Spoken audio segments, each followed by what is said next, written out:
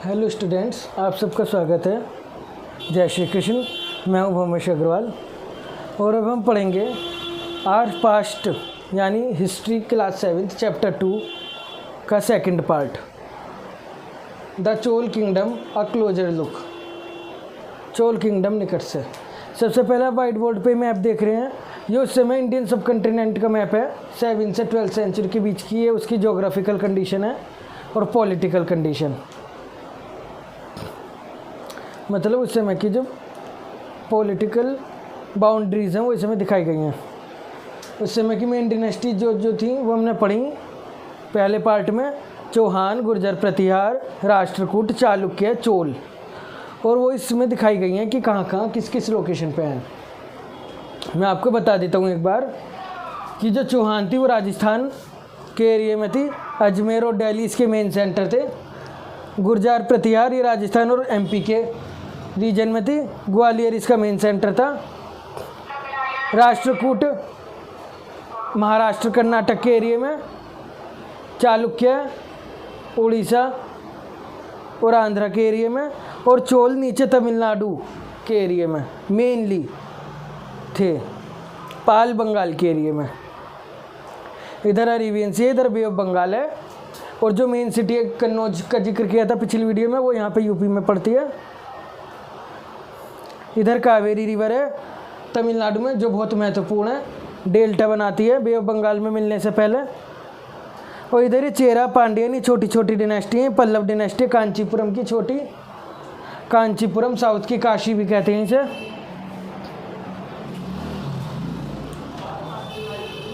और यहाँ पे दो नेम और मैंने दिखाए हैं चोल डिनेस्टी के पास, तंजावर और उरायूर। इनसे ही हम शुरुआत करते हैं चोल डिनेस्टी की। उरायूर टू तंजावर, मतलब इस चोल डिनेस्टी की शुरुआत ही इस एरिया से हुई है। और फिर ये पूरे साउथ के साथ साथ, साउथ में तो फैली नॉर्थ की तरफ भी ये बढ़े थे चोल। काफ़ी मेन डिनेस्टी रही है ये साउथ की, ठीक है। ये तो इनकी मैंने शुरुआती सीमा दिखाई है चोल की, बाकी आगे बढ़ते गए थे, आगे ऊपर तक सबको हराकर। जो भी पावरफुल होता था वो दूसरे को हराकर आगे बढ़ता जाता था, ठीक है। जो चोल किंगडम है ये कावेरी डेल्टा से शुरू हुआ था, मेनली कावेरी रिवर के कावेरी डेल्टा से। इसलिए यहाँ पे कावेरी रिवर को दिखाया क्योंकि काफ़ी इम्पोर्टेंट रोल है। यहाँ पे मुत्रयार नाम के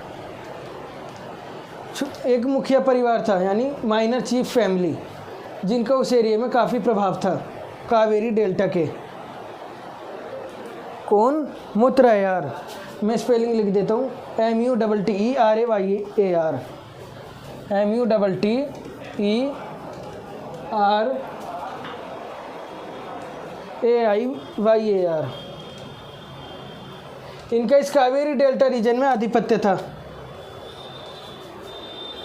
लेकिन चोल किंगडम में, चोल डिनेस्टी के यानी चोल वंश के ही जो समय माइनर हो चुका था, उसमें विजयालय नाम का एक किंग हुआ। विजयालय कौन हुआ? विजयालय। उसने इन्हें मुत्रयार्स को हराकर कावेरी डेल्टा पे कब्जा किया। इन मुत्रयार्स का कावेरी के साथ साथ पल्लव, कांचीपुरम पे भी कब्जा था। मतलब ये पल्लव ही थे एक तरह से। ये कौन थे? ये पल्लव थे, पल्लव कांचीपुरम के पल्लव थे। ये सारा एरिया इनके अंडर में ही था। विजयालय ने इन्हें हराया कावेरी डेल्टा पे, और सबसे पहले इस कावेरी डेल्टा को ही कैप्चर करा। फिर वहाँ पे उन्होंने तंजावर शहर बसाया। तंजावर कावेरी डेल्टा पे उरायूर पे इन्हें हराया, उसके बाद तंजावर शहर बसाया। और यहाँ पे उसने निशुंभ सूदिनी टेम्पल बनवाया। कौन सा टेम्पल बनवाया इसने? पहले टेम्पल का बहुत मेन रोल था, मैंने बताया पिछली वीडियो में। निशुंभ सूदिनी किसे कहते हैं? माँ दुर्गा को। उन्होंने शुंभ निशुंभ को मारा था। निशुंभ सूदिनी टेम्पल बनवाया, ठीक है। उसके बाद उसने नीचे पांड्यान इन्हें, चेरा, इन्हें, इन सबको हराया और अपने किंगडम का विस्तार किया, अपने एम्पायर का विस्तार किया। इतनी बात समझ में आई। अब मैं इसे रफ कर रहा हूँ कि चोल यहाँ पे कावेरी डेल्टा और कांचीपुरम ये पल्लव के कब्जे में था। मुत्तरायार जिन्हें विजयालय, जो कि चोल किंगडम में ही थे, चोल डिनेस्टी में, जो उस समय माइनर हो चुका था, हुआ किंग काफ़ी साहसी था, इसने सबको हराया। और पहले कावेरी डेल्टा उरायूर को कब्जे में लिया, फिर तंजावर बसाया, वहाँ निशुम सूदिनी मंदिर बनवाया, फिर कांचीपुरम तक अपने राज्य का विस्तार किया। इन्हें हरा के पल्लवों को पूरी तरह, चेर और पांड्यान इन सबको भी उसने हराया। इस तरह से उसने अपने राज्य का बहुत विस्तार किया। अब हम पढ़ रहे हैं कि आगे भी जा रहे हैं। ये आगे इसे कौन ले जा रहा है इस किंगडम को, ज़रा वो देख लेते हैं हम। इसके बाद इसका डिनेस्टी में हुआ राजा राज वन, और उसके बाद हुआ उसका सन राजेंद्र वन। पहले हुआ राजा राजवन विजयालय के बाद इसी डिनेस्टी में, उसके बाद हुआ उसका सन राजेंद्र वन। इन दोनों ने मिलकर अपने किंगडम को नॉर्थ में भी बढ़ाया और साउथ में भी बढ़ाया। नॉर्थ एशिया की तरफ भी ले गए, साउथ एशिया में भी ले गए। साउथ एशिया में श्रीलंका और दूसरे जो देश हिंद महासागर में थे, इंडियन ओशियन में, कहाँ पे थे, नीचे इंडियन ओशियन है, इसमें थे, इन्हें जीतना शुरू करा। और ये शायद पहले किंग थे जिन्होंने उधर की तरफ कदम बढ़ाया ओशियन में, इसलिए इन्होंने नेवी तैयार करी। नेवी, आर्मी तो सब पे होती थी, लेकिन शायद ही पहले हैं जिन्होंने नेवी भी तैयार करी। नेवी यानी कि जल सेना। तभी तो श्रीलंका और दूसरे देशों को जीतेंगे समुद्र पार जाके। ठीक है, ये राजा राजवन और राजेंद्र वन हुए मेन। टेम्पल्स का जैसे कि बार बार आ रहा है मेन रोल था, और साथ में टेम्पल्स के साथ साथ इन्होंने ब्रोंज स्कल्पचर को बढ़ावा दिया। ब्रोंज यानी कांस्य, स्कल्पचर यानी मूर्ति उस समय बहुत बनाई, और वो भी किसकी, डीटीज यानी देवी देवताओं की, भगवान जी की। ब्रोंज स्कल्पचर आपकी बुक में भी दिखाई गई है एक इमेज, ब्रोंज स्कल्पचर इन्होंने बनवाई। ठीक है, जो कि फाइनेस्ट है वर्ल्ड में। फाइनेस्ट मतलब बहुत अच्छी, उच्च श्रेणी की, बहुत फेमस ब्रोंज स्कल्पचर किनकी, चोलाज की। ठीक है, राजा राजवन और राजेंद्र वन इनकी बनवाई हुई। और जो टेम्पल्स थे कौन कौन से, तंजावर में बनवाए और गंगाईकोंडा में बनवाए। किसने, राजा राजवन ने और राजेंद्र वन ने। कहाँ, तंजावर में और गंगाईकोंडा में। कहाँ बनवाए टेम्पल, तंजावर में और गंगाईकोंडा, ये लोकेशन है साउथ इंडिया में, वहाँ पे बनवाया, यहीं पे नीचे ही, यहाँ पे इन्होंने टेम्पल्स बनवाया। टेम्पल उस समय केवल टेम्पल नहीं होते थे, बल्कि पूरी सिटी के डेवलपमेंट के सेंटर होते थे। इनके चारों तरफ एक नया शहर हमेशा बच जाता था उस समय, क्योंकि टेम्पल में प्रिस्ट होते थे, और हार्लैंड मेकर मतलब माला वगैरह बनाने वाले, गार्लैंड मेकर, और वहाँ के क्लीनर, स्वीपर, और फिर वहीं पे टेम्पल से जुड़ा हुआ ट्रेडिंग शुरू हो जाती थी, बिजनेस शुरू हो जाते थे, इसलिए वहीं पे एक अच्छा खासा सिटी बच जाता था। और फिर वहाँ पे जो किंग्स वगैरह हैं वो भी देवी देवताओं को प्रेयर करने आते थे, तो वो मेन सेंटर हो जाता था। ठीक है, इसलिए वो केवल वर्शिप प्लेस नहीं होता था, बल्कि इकोनॉमिकल सेंटर भी वहाँ का हो जाता था। साउथ कल्चर में चीज़ काफ़ी प्रचलित रही है, बहुत फेमस रही है। ठीक है, अब इसके बाद किसी भी किंगडम के दूसरे पहलू क्या क्या होते हैं। एक पहलू होता है मेन एग्रीकल्चर, क्योंकि India is a agricultural land from ancient time. India कैसी भूमि है, खेती भरी, एग्रीकल्चरल। और विलेज यहाँ पे सबसे ज़्यादा है, गांव प्रधान देश है भारत। तो एग्रीकल्चर यहाँ किससे होता था, जब मेन कावेरी रिवर है तो कावेरी डेल्टा और कावेरी रिवर से यहाँ पे एग्रीकल्चर होता था।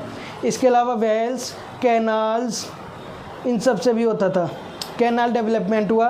ये एरिया काहे के लिए प्रसिद्ध है, राइस के लिए।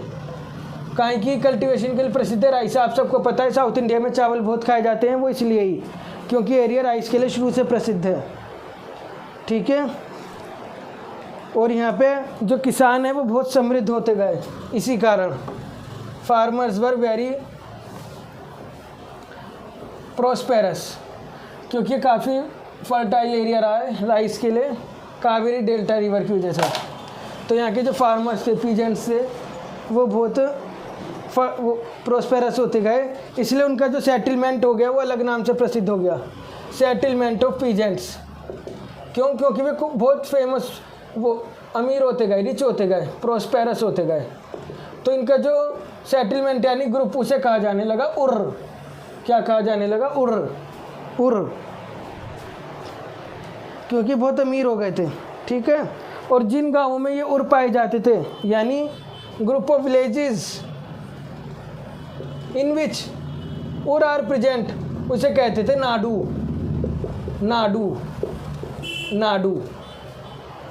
जिन गांवों में ये उर रहते थे उन्हें कहते थे नाडू। और मेरे हिसाब से अपनी अप्रोच है, अभी हमने देखा कि नीचे था चोल किंगडम, ये तमिलनाडु एरिया है आज का भारत का, और यहाँ तमिल लैंग्वेज बोली जाती है शुरू से। तो तमिल के नाडु तमिलनाडु, इसलिए इस स्टेट का नाम आज भी तमिलनाडु है। तमिल के नाडु होने के कारण ये तमिलनाडु कहलाए, तमिल लैंग्वेज के नाडु होने के कारण। ठीक है, ये तमिलनाडु एरिया कहलाया है। इनका काम क्या था? नाडु के साथ साथ गांवों में एक विलेज काउंसिल भी होती थी, विलेज काउंसिल यानी ग्राम परिषद। ये क्या करते थे? लोगों को जस्टिस देते थे, जस्टिस, कोई भी न्याय है, कोई भी झगड़ा हो गया है। और टैक्स कलेक्शन, क्योंकि पहले गवर्नमेंट के मेन रोल दो ही थे ज़्यादा, एक टैक्स कलेक्शन और एक जस्टिस, और एक थोड़ी सी पब्लिक फैसिलिटी, सुविधाएं दे दें, स्कूल, रोड और वेल्स, ये सब पब्लिक फैसिलिटी। इसके अलावा और ज़्यादा काम नहीं होता था गवर्नमेंट को, और बाकी लड़ लिए दूसरे राजाओं से अपने राज्य की रक्षा। ठीक है, वही सब इनका काम था। और रक्षा तो सेना करेगी, तो वो तो सीधे गवर्नमेंट के हाथ में होता था, यानी उस समय के किंग के हाथ में। ठीक है,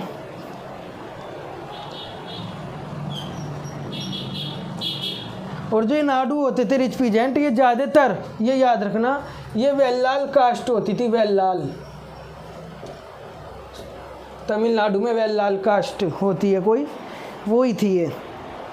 ठीक है, और इन रिच पीजेंट्स को जो किंग हैं वो इम्पोर्टेंट गवर्नमेंट पोस्ट देते थे, क्योंकि इनका अपने एरिया में काफ़ी प्रभाव होता था। जैसे कि हमने अभी पढ़ा है पीछे बार बार, जिनका प्रभाव होता था उन्हें पोस्ट मिलती थी। और इन्हें कुछ उपाधियाँ यानी टाइटल्स भी दिए जाते थे, अरैयार और मुवेंद्र वेलन। अरैयार और मुवेंद्र वेलन, अरैयार और मुवेंद्र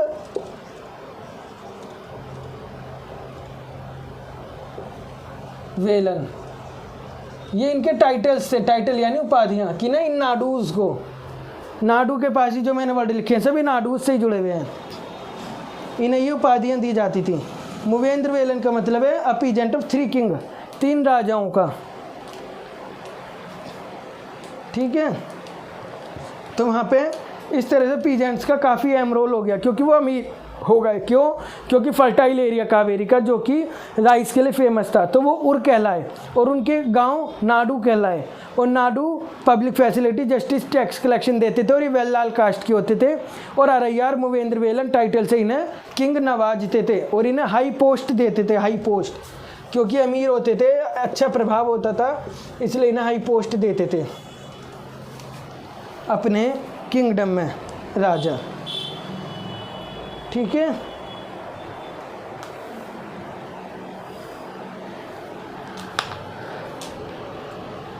एसोसिएशन ऑफ ट्रेडर्स नगरम्स कहलाए। जैसे ये पीजेंट्स हैं, ऐसे ही जो ट्रेडर्स हैं, ट्रेडर्स, उनका ग्रुप ऑफ ट्रेडर्स यानी व्यापारियों का भी हमेशा अहम रोल होता है हिस्ट्री में। आज भी हमारे देश की इकोनॉमी में ट्रेडर्स, व्यापारियों का बहुत बड़ा रोल है। उस समय भी होता था, उन्हें कहते थे नगरम, क्योंकि वे ज़्यादातर नगर में ही रहते थे, इसलिए उन्हें कहते थे नगरम।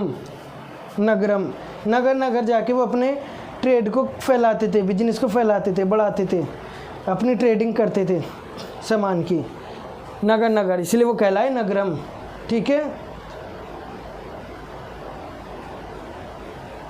अब इस चोल डिनेस्टी का एक आखिरी टॉपिक बचा है। अभी हमने बताया बार बार कि साउथ इंडियन डिनेस्टी में ब्राह्मण्स का बहुत मेन रोल है, इसलिए आज भी साउथ इंडिया में ब्राह्मण्स भारी संख्या में मिलते हैं, क्योंकि इन्हें बहुत सारी लैंड भी दी जाती थी, बहुत सम्मान दिया जाता था और सब कार्यों में उनका अहम रोल होता था, है ना। तो उत्तराम्यूर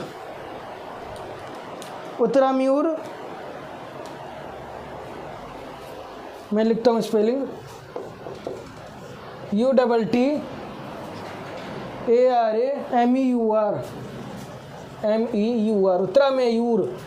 उत्तराम्यूर जो है चिंगलीपट डिस्ट्रिक्ट में है तमिलनाडु के।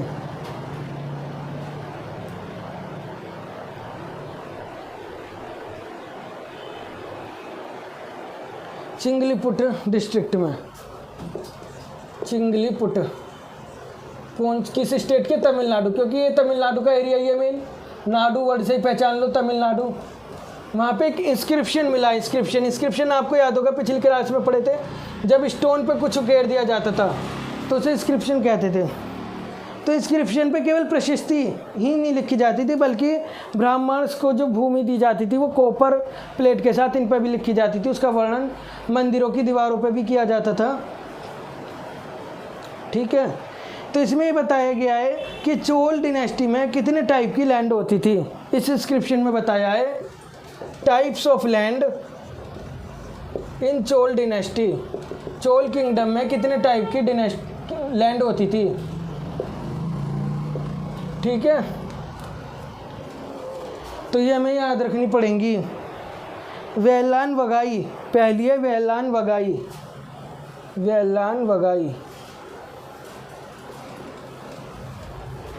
ठीक है। दूसरी है ब्रह्मदेय,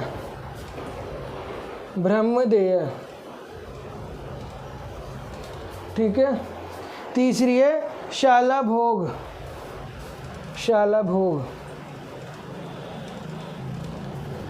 ये लैंड के टाइप हैं। चौथी है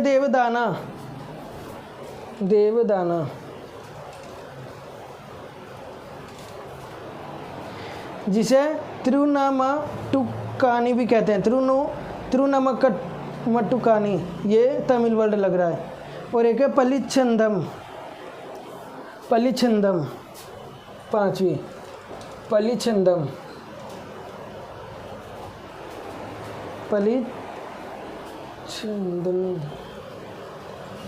ठीक है। इन लैंड का नाम पता होना चाहिए कौन कौन सी लैंड है। वेलैंड वगाई लैंड ऑफ नॉन ब्राह्मण्स, ये लैंड के टाइप है, इसलिए मैं लैंड ऑफ वर्ड तो यहाँ नहीं यूज करूँगा, बस सीधे लिख देते हैं हम नॉन ब्राह्मण्स की। वेलैंड वगाई। भ्रम से ही पता चल रहा है ब्राह्मण्स की लैंड है, लैंड ऑफ ब्राह्मण्स। शाला भोग, शाला से पता चल रहा है ये स्कूल की है, पाठशाला की, स्कूल की। देवदाना से पता चल रहा है देवों के लिए टेम्पल्स की लैंड है। और पलिच्छंदनम ये जैनियों के लिए दी जाती थी, उस समय जैन रिलीजन भी साउथ में चल रहा होगा, अच्छा, तो उनके लिए थी, जैन इंस्टीट्यूशंस के लिए, जैन संस्थानों के लिए, यानी कि, ठीक है। तो ये 5 तरह की लैंड इस इंस्क्रिप्शन पे बताई गई है। अब इसमें बताया गया है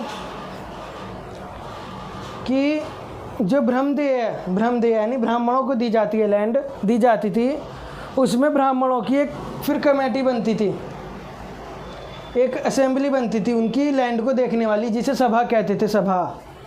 इनकी लैंड की देख रेख करने वाली, यानी लैंड की लुक आफ्टर करने वाली एक कमेटी बनती थी, कमेटी, उसे क्या कहते थे? सभा।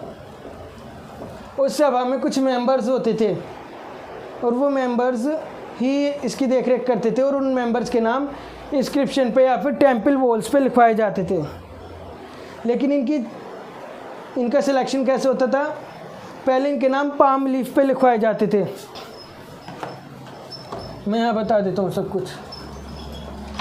इनके नाम वैसे तो टेंपल्स की वॉल पे लिखवाए जाते थे बाद में, सिलेक्शन के बाद, पर सिलेक्शन कैसे होता था कि पहले पाम लीफ पे लिखवाए, उस पाम लीफ को एक अर्थन पोट में डलवाया, यानी मिट्टी के बर्तन में, और उसके बाद एक बोए से उन्हें कलेक्ट कराया अलग अलग, और फिर जिसका भी नाम निकलता था वही मेंबर बन जाता था।